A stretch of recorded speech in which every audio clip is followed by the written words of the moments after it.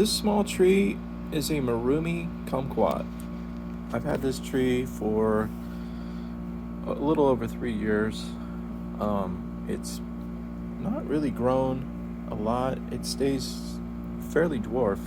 Probably it's just slightly over 3 feet tall. And that's fine with me. I like to kind of keep my potted trees to be a manageable size.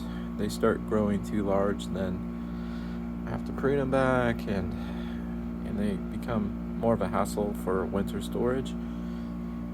This one produces fruit fairly consistently. I usually get about 2 crops a year.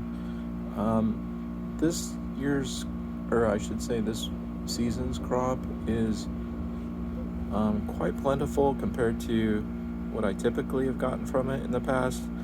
Usually I'm getting anywhere from 4 to 8 fruit, but this time it's probably close to 20 to 30 fruit.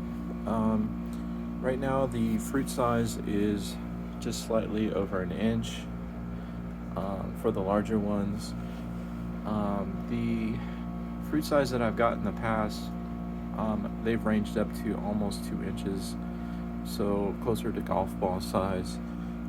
One thing I've found about it is that it to get the fruit to be a nice size, you just have to keep hydrating the roots, and that way the fruit will grow. I am not sure if these fruit will get super large because there's just so many of them this time, but it'll be interesting to find out. It's carrying 2 different crops right at the moment.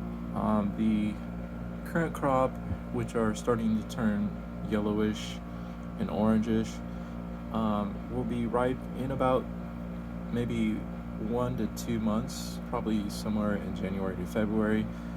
And then there's a crop that's following it that has these smaller ones, and those are probably about anywhere from 6 to 8 months away from being ripe. The tree is pretty easy to take care of.